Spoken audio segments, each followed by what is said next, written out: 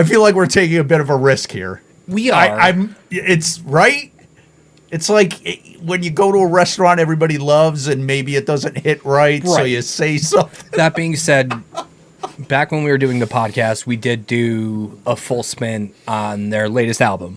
Take Me Back to Eden? Sounds right. Sure. The one that Vor is on. That's the only that song for some reason.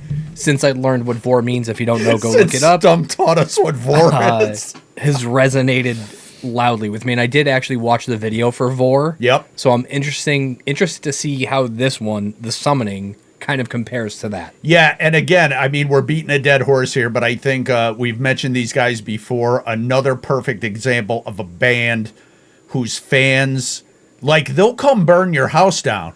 Like, if you say a bad word, if you slip up something bad. Now, again, I'm leading with this. I'm not a huge Sleep Token fan by any stretch of the imagination.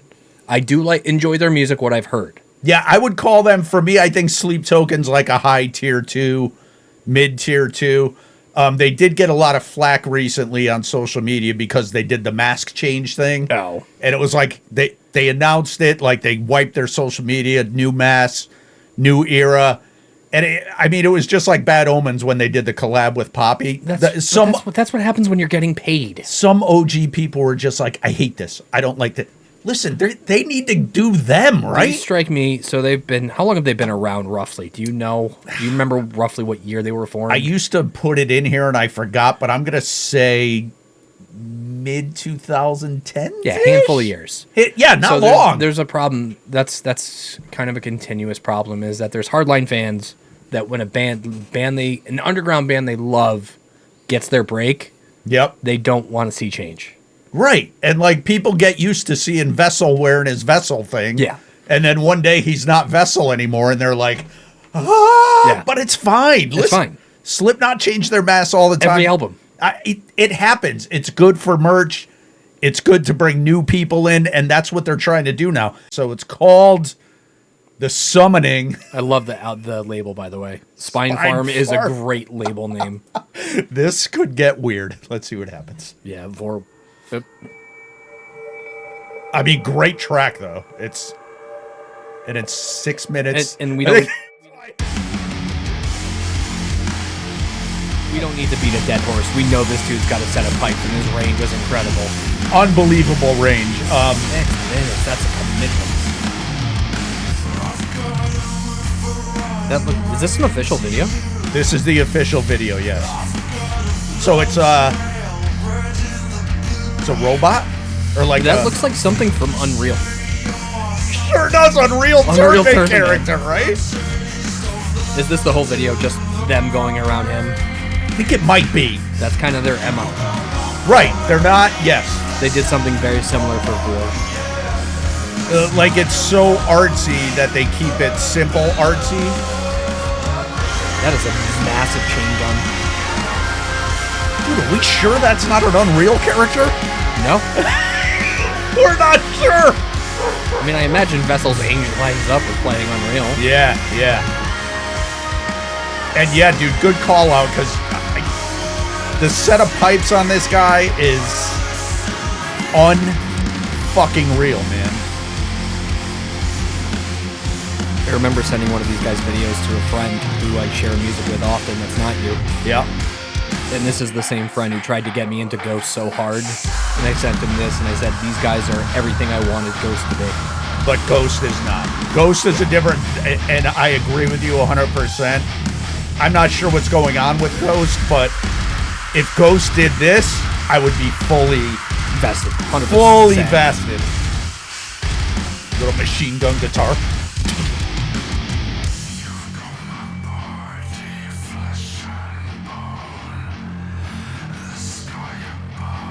I'm genuinely surprised they made a video for a song that's 6.5 minutes.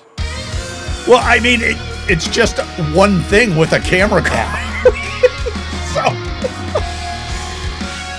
But I bet you it's well over 1 million views. Oh, yeah, for sure, dude. And the thing I like about this song, and I think I was talking to Stump about it, is I'm not usually a 6-minute song guy. No. Like, that's a lift for me. 305. But the way they do this song, the way it has, like, very distinct parts to it, almost like chapters in a book. It really breaks it up. It could have almost been 3 songs. So it's more of a... Would you go so far as to say it's progressive? It's progressive. I mean, for me, it's a weird comparison, but it's almost like Bohemian Rhapsody, where they do such significant changes in the song. Like, right. after 3 or 4 minutes, they go into this little breakdown that's coming up, and it's like, okay, the summoning is over. Here's a new song, but it just, it just keeps going. Alas. It's still the summoning.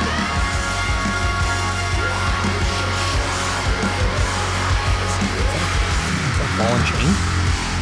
What's happening? Is that gun moving or is my eyes fooling me?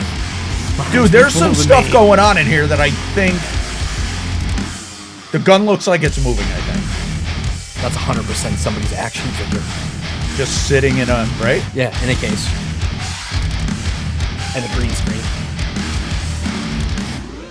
Yeah, so this is the break I was telling you. And it's like, after this, the song is completely dissimilar to what we just heard. I know what's coming. I remember this now. Yes. And I love the second half of this song more than the first. I might too, because dude. the way it starts. That's a good call out. Oh, lasers.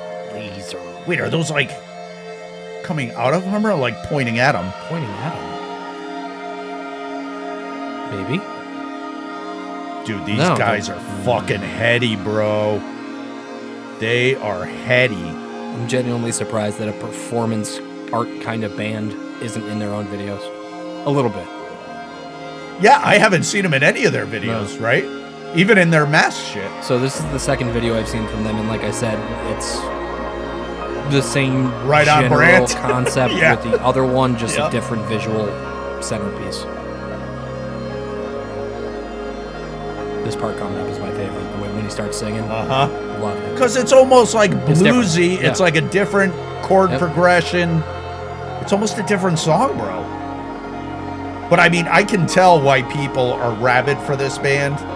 Like, I could hear that. Like, I'm not fully bought into it, but... Dude, could you imagine seeing this song on Heavy Acid? Seeing this song live on Heavy Acid? Fuck that, bro. It'd be awesome. Would be awesome. It'd be so awesome. Freak out.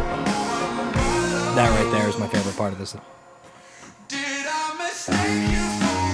When they go a little bit more stripped down. Yeah, I mean, it's got a very bluesy kind of...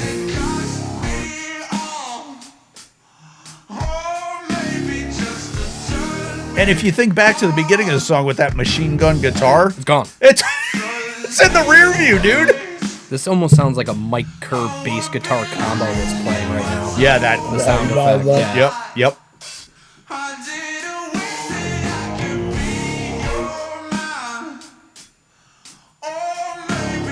And again, you were getting a double kick, and now you're getting... Yeah. Little tinny hi-hat. Yep. Nothing crazy.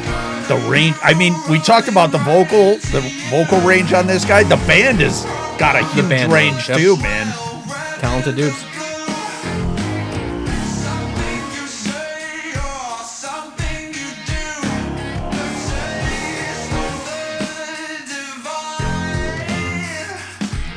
Like you said, though, that middle part separated the two songs. Right. It's like a delimiter. And I think that's why I'm okay. Like, I've never listened to this song and been like, fuck, how long has this been going on? No. Like, I've always been like, oh, yeah, this next part's coming. I feel like the first time I heard this, I actually looked up and was surprised to see it was the same song. Yeah, exactly, right? So, I mean... And then it just ends. And it just ends. It's so weird.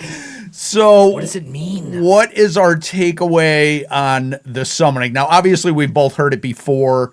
We reviewed it. We did the spin party on Ride of the Dog Park.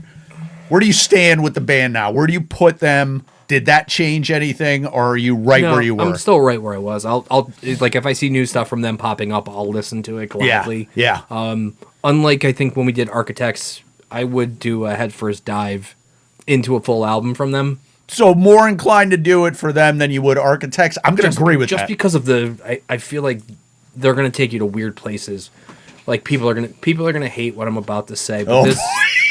I'm the one that has to reply to these people. Yeah, so you do. Go ahead. But these guys, even though they're like kind of in that harder at least appearance-wise, in that harder music scene. Yeah. This is very approachable for everybody, much like Nickelback. Weird analogy to make, and that's not wrong. not good. But just to clarify, what he's saying is that it's digestible, right? It can be played on just about any.